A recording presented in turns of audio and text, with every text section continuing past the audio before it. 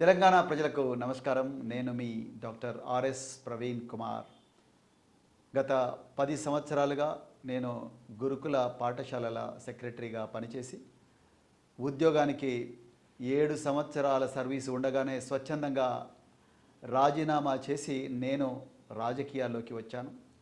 మిత్రులారా, ఈరోజు మీ అందరితో ఈ గురుకుల పాఠశాలల మీద, మరి ముఖ్యంగా ఎస్సీ గురుకుల పాఠశాలల వివాదం మీద మీ అందరితో మాట్లాడాలనుకున్నాను. అందుకొరకే ఈ వీడియో చేస్తున్నాను. దయచేసి ఈ వీడియోను మీకు తెలిసిన ప్రతి తల్లిదండ్రికి, ప్రతి గూడానికి, ప్రతి బస్తీకి కూడా చేరవేసేటట్టుగా చూడండి. మిత్రులారా, అసలు ఈ గురుకుల పాఠశాలలు ఎందుకు వచ్చినాయి, ఎందుకు దీని మీద వివాదం రోజు రోజుకు ముదురుతూ ఉన్నది? మనకందరికీ తెలుసు, గతంలో మన పూర్వీకులు మరి బానిసత్వం వల్ల, అణచివేయబడడం వల్ల మరి వాళ్ళ నీడ కూడా భూమి మీద పడకూడదు, వాళ్ళ ఉమ్మి బూద భూమి మీద పడకూడదు అని చెప్పి మరి మూతికి ముంత, నడుముకు చీపురు కట్టించి తిప్పిన రోజులు దశాబ్దాల క్రితం ఇవన్నీ కూడా జరిగినాయి. వీటన్నిటి నుంచి మనను విముక్తం చేయడం కోసం ఎంతో మంది యోధులు పోరాటం చేసిండ్రు. అది మహాత్మా జ్యోతిరావు పూలే గారు కావచ్చు, ఛత్రపతి సాహు మహారాజ్ గారు కావచ్చు, లేకపోతే మంగూరాం కావచ్చు, లేకపోతే డాక్టర్ బిఆర్ అంబేద్కర్ గారు కావచ్చు, అదేవిధంగా నారాయణ గురు గారు కావచ్చు, పెరియార్ రామస్వామి గారు కావచ్చు, లేకపోతే మరి మానశ్రీ కాన్షీరామ్ గారు కావచ్చు. ఎంతోమంది మహనీయులు తెలంగాణలో, తెలుగు రాష్ట్రాల్లో కూడా ఎంతోమంది మహనీయులు మనని బానిసత్వం నుంచి బయటికి తీసుకురావడం కోసం పోరాటం చేసిండ్రు. వీళ్ళందరూ గుర్తించింది ఏందయ్యా అంటే, ఈ వర్గాలకు ఆనాడు మరి శంభూకుడి తల నరకడం దగ్గర నుంచి, చెవుల్లో సీసాలు పోయడం దగ్గర నుంచి, నాలుక కోయడం దగ్గర నుంచి, అన్నిటి దగ్గర నుంచి కూడా ఈ వర్గాలకు జ్ఞానం రాకుండా, జ్ఞానం అందకుండా, చదువు అందకుండా వీళ్ళు నిరంతరం మూగ జీవాలుగా యజమాని దగ్గర పడి కాయకష్టం చేయడమే రివాజ్గా చేసిండ్రు. వీటి నుంచి బయటపడే కోసం ఎంతోమంది మహనీయులు, మరి ముఖ్యంగా డాక్టర్ బిఆర్ అంబేద్కర్ గారు మన గురించి పోరాడారు. అయితే అందులో భాగంగానే మరి ఎంతోమంది పిల్లలను, వీళ్ళందరూ కూడా ఒక గ్రామము, ఒక బస్తీ, ఒక గూడెం అని అనుకుంటే ఎంతోమంది పిల్లలను ఇందులో పాఠశాలలకు పంపించి చదివించారు. అయితే పొద్దంతా పిల్లలు పాఠశాలలకు పోయి రాత్రి మరి సాయంత్రం ఇంటికి వచ్చినప్పుడు తల్లిదండ్రులు కూడా పొద్దంతా కాయకష్టం చేసి కూలీలుగా పనిచేసి వాళ్ళ ఇంటికి వచ్చిన వెంటనే వాళ్ళకు అసలే చదువు రాలేదు, వాళ్ళ పిల్లలు ఏం చదువుతున్నారో కూడా తెలుసుకునే పరిస్థితి లేదు, బయట ప్రపంచంలో ఏం జరుగుతుందన్న లోకజ్ఞానం ఈ తల్లిదండ్రులకు తెలిసే పరిస్థితి లేదు. ఇంట్లో రేడియో ఉండదు, అదేవిధంగా మరి టీవీ ఉండదు, పేపరు ఉండదు, పేపర్ వచ్చినా చదవడం రాదు, చదివితే కూడా అది నేరమైన రోజుల లోపల కొంతమంది మహనీయులు ఈ పిల్లలు, కొంతమంది మరి గొప్ప మనసున్న టీచర్లు కొంతమంది పిల్లలను, ఈ వర్గాలకు చెందిన వాళ్ళను పాఠశాలలో వేసిండ్రు. కొంతమంది తామే తల్లై తామే తండ్రై చదివించండ్రు. నేను కూడా ఒక ఉపాధ్యాయుల కుటుంబంలో పుట్టిన బిడ్డను కాబట్టి నాకు తెలుసు మా తల్లిదండ్రులు ఎంత కష్టపడి మారుమూల అటవీ ప్రాంతాల్లో పేద పిల్లలను చదివించిండ్రు.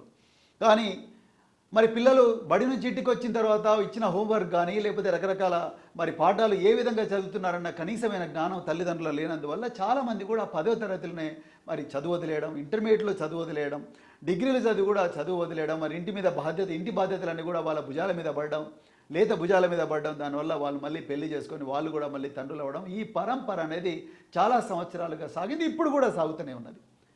కానీ 1972వ సంవత్సరంలో ఆనాటి తెలుగు రాష్ట్రాల ఆంధ్రప్రదేశ్ ముఖ్యమంత్రి గౌరవ శ్రీ పివి నరసింహారావు గారు, వారు దేశ ప్రధానిగా కూడా పనిచేశారు. సో ఆ పివి నరసింహారావు గారి హయాంలో తెలుగు రాష్ట్రాల్లో 3 గురుకుల పాఠశాలలు పెట్టి ఆ గురుకుల పాఠశాలల్లో విద్యార్థులను సెలెక్ట్ చేసి, అంటే ఇంత పెద్ద సమూహంలో కొంతమంది విద్యార్థులను పెద్ద పోటీ పరీక్ష నిర్వహించి అందులో నిష్ణాతులైన, ప్రతిభావంతులైన విద్యార్థులను సెలెక్ట్ చేసుకొని వాళ్ళను గురుకుల పాఠశాలల్లో పెట్టి ఉపాధ్యాయులే అక్కడ నివాసం ఉండి తామే తల్లై తామే తండ్రి చదివించారు. ఎందుకంటే ఈ పేద పిల్లల తల్లిదండ్రులకు వాళ్ళ పిల్లలు ఏం చేస్తున్నారో, ఏం చదువుతున్నారో, ఎలా చదవాలో తెలియదు కాబట్టి ఉపాధ్యాయులే తల్లులు తండ్రులే ఆ పిల్లలందరినీ కూడా గురుకుల పాఠశాలలో పెట్టి చదివించారు. ఈ విధంగానే కొన్ని మిషనరీ స్కూల్స్ కూడా మరి 19వ శతాబ్దంలో, 20వ శతాబ్దంలో పెద్ద ఎత్తున కూడా తెలుగు రాష్ట్రాల్లో దేశవ్యాప్తంగా పెట్టిన, మరి ముఖ్యంగా తెలుగు రాష్ట్రాల్లో పెట్టి బోర్డింగ్ స్కూల్స్ అంటారు. బోర్డింగ్ స్కూల్స్లో కూడా చాలామంది విద్యార్థులను చదివించారు. అక్కడ కూడా ఉపాధ్యాయులు తామే తల్లి తామే తండ్రి చదివించారు. ఆ బోర్డింగ్ స్కూల్స్ నుంచి, ఆ గురుకుల పాఠశాల నుంచి విద్యార్థులు ఈరోజు ప్రపంచవ్యాప్తంగా చాలా గొప్ప గొప్ప పొజిషన్లలో ఉన్నారు. మరి అక్కడి నుంచి పివి నరసింహరావు గారి సమయం నుంచి ఎన్టీ రామారావు గారి సమయంలో 3 గురుకుల పాఠశాలపై 46 గురుకుల పాఠశాల తెలుగు రాష్ట్రాల్లో.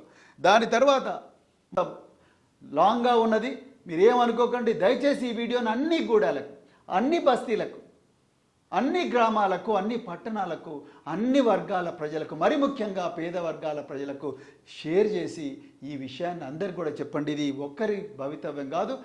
7 లక్షల నుంచి 8 లక్షల మంది తెలంగాణ బిడ్డలు, అత్యంత ప్రతిభావంతులైన బిడ్డలు ఈరోజు టీచర్లు లేక విలవిల్లాడుతున్నారు, ఏడుస్తున్నారు.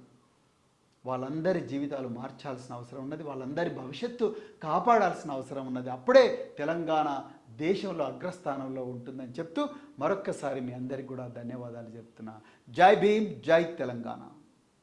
ఖర్చు ఒక్కొక్కరికి 71 రూపాయలు, విద్యార్థులకు 36 రూపాయలు. నేను ఒక్కటే రిక్వెస్ట్ చేస్తున్నా, అయ్యా మీరు ఖైదీలకు పెట్టండి, రోగులకు పెట్టండి, మాకేం అభ్యంతరం లేదు. కానీ ఈ విద్యార్థులకు వాళ్ళకు డైట్ ఛార్జీలు పెంచండి. వాళ్ళకు రకరకాల సబ్జెక్ట్ ఎక్స్పర్ట్స్ని ఇవ్వండి. మీరు ఆ జీవో లేదు, ఈ జీవో లేదని ఇలా విద్యార్థుల జీవితాలతో ఆడుకోకండి. ఈ పిల్లలకి ఇంతవరకు యూనిఫామ్ లేదు, బూట్లు లేవు, కప్పుకోవడానికి దుప్పట్లు లేవు. రానున్నది చలికాలంలో కప్పుకోవడానికి రగ్గులు లేవు, వేసుకోవడానికి మ్యాట్రెస్లు లేవు. ఎక్కడ పండుకుంటారు పిల్లలు? వేసుకోవడానికి యూనిఫామ్ లేదు, మ్యాట్రెస్లు లేవు, నైట్ డ్రెస్సులు లేవు. ఇవన్నీ ఇచ్చేవారు ఒకప్పుడు. ఇప్పుడెందుకు ఇవ్వలేకపోతున్నారు? నేను మళ్ళీ రిపీట్ చేస్తున్నాను, ఇది పార్టీలకు అతీతంగా ఆలోచించండి తల్లిదండ్రులు. ఇది కాంగ్రెస్ పార్టీ, లేకపోతే బీఆర్ఎస్ పార్టీ, లేకపోతే బీజేపీ, లేకపోతే ఇంకేదో పార్టీ కాదు. ఇది మన తెలంగాణ బిడ్డల భవిష్యత్తుకు సంబంధించిన సమస్య. ఒకప్పుడు పిల్లలు క్రీడలకు పోతే విపరీతంగా డబ్బులు పెట్టి, గత 10 సంవత్సరాల్లో విపరీతంగా డబ్బులు పెట్టి ఆనాటి కేసీఆర్ ప్రభుత్వం వీళ్ళందరినీ రకరకాల రాష్ట్రాలకు, ప్రపంచ దేశాలకు పంపించింది. కానీ ఈరోజు మేము గౌలిదొడ్డికి పోతే పిల్లలు ఏడుస్తున్నారు. మేము ఇప్పటికే మాకు డబ్బులు ఇవ్వక, మాకు పీఈటీ టీచర్లను, మా స్పోర్ట్స్ కోచెస్ను తీసేసినందువల్ల ఈరోజు మేము 3 టోర్నమెంట్స్ మిస్ అయ్యాము. ఆగర్భ శ్రీమంతులు ఆడే గోల్ఫ్ ఏదైతే ఉందో, ఆ గోల్ఫ్ నేర్పించడం కోసం గోల్ఫ్ అకాడమీ గౌలిదొడ్డిలో పెడితే ఈరోజు వాళ్ళు 4 టోర్నమెంట్లు మిస్ అయ్యారు. 100కు పైగా మెడల్స్ సంపాదించింది బిడ్డలు, కూలీల బిడ్డలు. వీళ్ళు ఎవరని, వాళ్ళ తల్లిదండ్రులు కాంగ్రెస్ పార్టీలో ఉండొచ్చు, బీఆర్ఎస్లో ఉండొచ్చు, బీజేపీలో ఉండొచ్చు. కానీ ఇలా తెలంగాణ ప్రజలందరూ కూడా ఆలోచించాల్సిందంటే పార్టీలకు అతీతంగా ఈ బిడ్డల చదువు జరగాలి. ఇలా ఎందుకు మేము మాజీ మంత్రులము మేమందరం కూడా ఎందుకు పోయినామంటే ముఖ్యమంత్రి గారు పోవడం లేదు కాబట్టి వాళ్ళ అధికారులు ఇష్టారాజ్యంగా వ్యవహరిస్తున్నారు. 1000 కోట్ల బడ్జెట్ ఉంటే కేవలం 2 లక్షల రూపాయలు, 1000 కోట్ల బడ్జెట్ ఎక్కడ, 2 లక్షల రూపాయల పారితోషికం కూడా విద్యార్థులకు ఇచ్చి వాళ్ళను జోర్డాన్ దేశానికి పంపించలేరా? అగసారా నందిని అనే ఒక పేద సామాజిక వర్గానికి చెందిన బిడ్డ ఏసియాలో కాంస్య పథకం తెచ్చుకుంటే క్రీడల్లో ఆ అమ్మాయి కనీసం 300 గజాల భూమి కూడా ఇవ్వలేరా? 1 కోటి రూపాయల పారితోషికం కూడా ఇవ్వలేరా? క్రికెటర్ సిరాజ్కి ఇచ్చినప్పుడు, బాక్సర్ నిఖత్ జరీన్కి ఇచ్చినప్పుడు అగసారా నందిని ఏం పాపం చేసింది? ఒక్కసారి ఆలోచించండి తెలంగాణ సమాజమా. నేను అందుకొరకే తల్లిదండ్రులందరికీ కూడా చేతులు జోడించి కోరుకుంటున్నాను, అయ్యా అమ్మ దయచేసి ఈ పిల్లలందరూ కూడా మన పిల్లలే. ఈ పిల్లలందరూ కూడా రేపు తెలంగాణ భవిష్యత్తును కాపాడే పిల్లలు, తెలంగాణ పేరును అగ్రస్థానంలో నిలిపే పిల్లలు. మనందరినీ పేదరికం నుంచి విముక్తి చేసి మూతికి ముంత నడుముకు చీపురు ఉన్న బానిస జీవితాల నుంచి, ఈ గుడిసెల్లో బతికే జీవితాల నుండి రేపు బంగళాల్లోకి తీసుకుపోయే బిడ్డలే ఈ పాఠశాలలో చదువుతున్న బిడ్డలు. పార్టీలకు అతీతంగా ఈ బిడ్డల గురించి ఆలోచించండి. మీ స్థానిక ఎమ్మెల్యే గారిని అడగండి, ఎందుకు మీరు గురుకుల పాఠశాల మీద మాట్లాడడం లేదు? మీ స్థానిక మినిస్టర్ గారిని అడగండి, ఎందుకు మీరు క్యాబినెట్లో మా గురుకుల పాఠశాల గురించి చర్చించడం లేదు? మీరు ముఖ్యమంత్రి గారిని అడగండి, ఎందుకు మీరు నిర్ణయాలు తీసుకోవడం లేదు? మా పిల్లల సైనిక్ స్కూల్ ఎందుకు క్లోజ్ చేస్తున్నారు? మా పిల్లల మ్యూజిక్ స్కూల్ ఎందుకు క్లోజ్ చేస్తున్నారు? మా పిల్లల ఫార్మసీ కాలేజ్ ఎందుకు క్లోజ్ చేస్తున్నారు? మా పిల్లల న్యాయ కళాశాల ఎందుకు క్లోజ్ చేస్తున్నారు?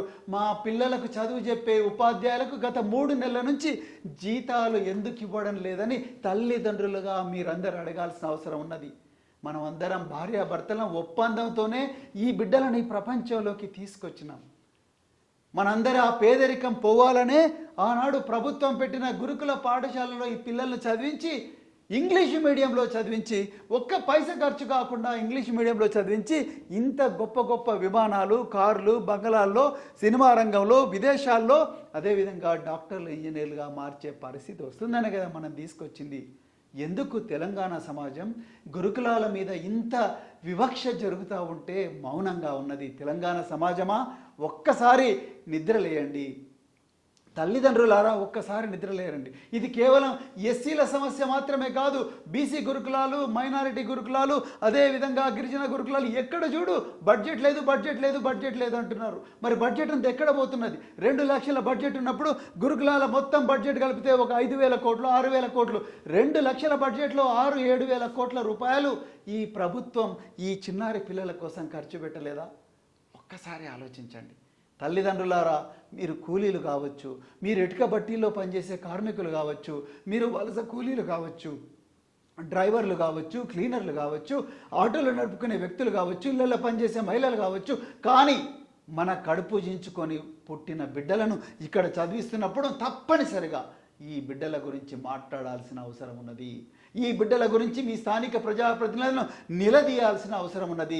వాళ్ళందరూ పోయి ఈ ప్రభుత్వాన్ని, గాఢ నిద్రలో ఉన్న ప్రభుత్వాన్ని మేల్కొల్పాల్సిన అవసరం ఉన్నది. మీరు ఎవరెవరికో డబ్బులు ఇస్తున్నారు, మా బిడ్డల పొట్ట ఎందుకు కొడుతున్నారు? మా బిడ్డలు పరీక్షల్లో రాయడానికి కనీసం పేపర్ కూడా దొరకడం లేదా అనే ప్రశ్న అడగాల్సిన అవసరం ఉన్నది.